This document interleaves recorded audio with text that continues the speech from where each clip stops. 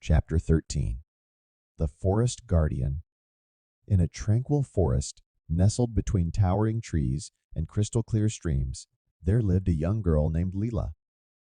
She had grown up among the whispering leaves and the gentle laughter of the brook, and she felt a deep connection to the heart of the forest. Lila was not an ordinary girl. She was the guardian of the forest. As the guardian, Lila was responsible for protecting the forest and its creatures from harm. She had been chosen for this important role because of her unwavering love for the woods and her deep understanding of its secrets. One sunny morning, while Lila was tending to the wildflowers that adorned the forest floor, she heard a distant rumble that sent shivers down her spine. She followed the sound to the edge of the forest, where she saw a group of lumberjacks with axes and saws advancing toward the ancient trees. Dread filled Lila's heart as she realized that the forest was in grave danger. The lumberjacks had come to cut down the trees and take them away. She knew that she had to act quickly to save her beloved home. Lila hurried back deeper into the forest, seeking the counsel of her friends, the forest creatures. She called out to the wise old owl, who hooted in response and descended from his treetop perch. "Owl," Lila said, "we need to protect the forest from the lumberjacks. They threaten to harm the ancient trees and the creatures that call this place home. Will you help me?" The owl blinked his wise eyes and replied, "I will do what I can, young guardian, but we must rally the other creatures of the forest to our cause." Lila and the owl set out to gather the forest creatures. They visited the bustling squirrel community, the patient turtles by the tranquil pond, and the mischievous raccoons who lived near the babbling brook. Each animal agreed to help in any way they could. As the creatures assembled in a hidden glade, Lila addressed them with determination. "My friends, the forest is in danger, and we must protect it. The lumberjacks threaten the very heart of our home, but together, with courage and cleverness, we can stop them." The forest creatures nodded in agreement, their eyes filled with determination. They were ready to defend their home and their guardian. As night fell, Lila and the forest creatures set their plan into motion. The owls would swoop down and snatch the lumberjacks' hats, making them disoriented. The squirrels would scatter leaves on the forest floor to make it slippery, causing the lumberjacks to stumble and fall. The raccoons would play tricks to confuse the loggers, making them question their senses. The following morning, as the lumberjacks resumed their work, they were met with a series of strange and puzzling occurrences. Their hats disappeared into the treetops, the ground beneath them seemed to shift, and they couldn't shake the feeling that they were being watched. Despite their confusion, the lumberjacks pressed on. They had a job to do, and nothing would deter them from their mission. But Lila and the forest creatures were relentless. They continued to thwart the lumberjacks' efforts, using their knowledge of the forest to their advantage. It seemed as though the very woods themselves were protecting their home. As the days turned into weeks, the lumberjacks grew frustrated and discouraged. They couldn't understand why the forest seemed to resist their efforts. The more they tried to conquer it, the more it fought back.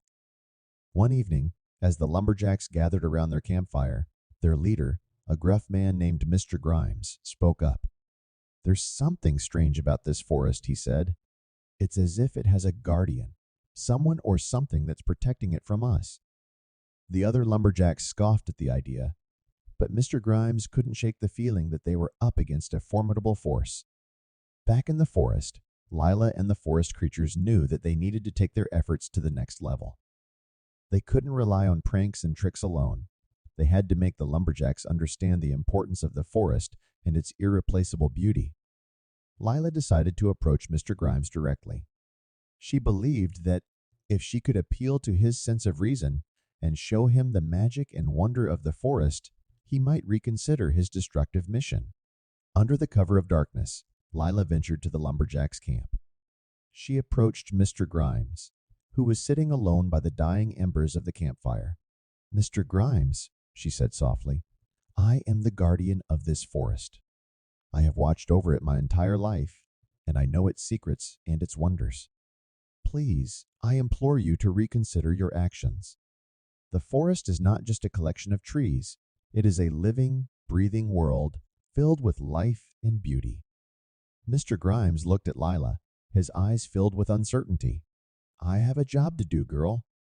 I have mouths to feed and bills to pay.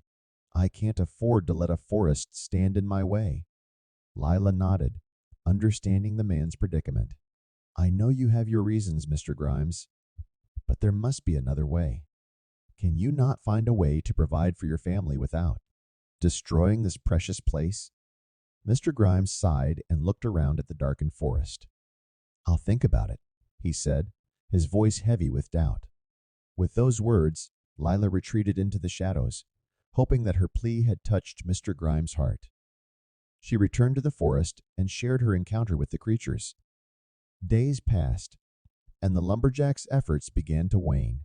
Mr. Grimes, torn between his responsibility to his family and his growing respect for the forest, called a meeting with his team. I've been thinking, he began, perhaps we've been going about this the wrong way. The forest has a guardian, a young girl who cares deeply for it. We can't simply destroy her home without considering the consequences.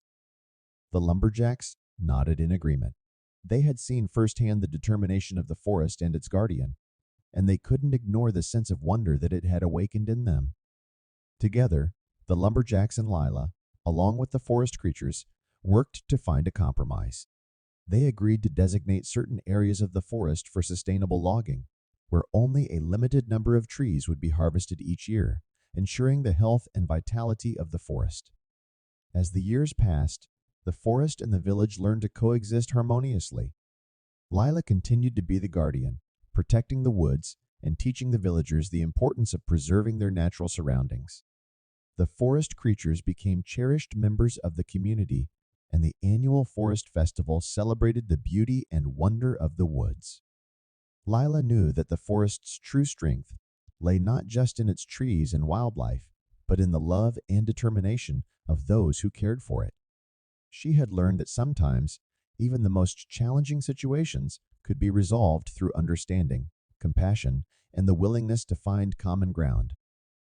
And so, in the tranquil forest, nestled between towering trees and crystal-clear streams, the story of the forest guardian and the lumberjacks became a tale of hope and unity, a reminder that with the right intentions, people could come together to protect the places they loved and cherished. The forest thrived, and its beauty continued to inspire generations to come. I do hope that you enjoyed that story. If you are enjoying these stories, then please consider purchasing either the softcover or hardcover version of the book. It is a beautifully illustrated book and will undoubtedly bless your family for years to come. And please continue to watch and listen to the many new stories I will be sharing with you on this channel. And so for now, be blessed and be well.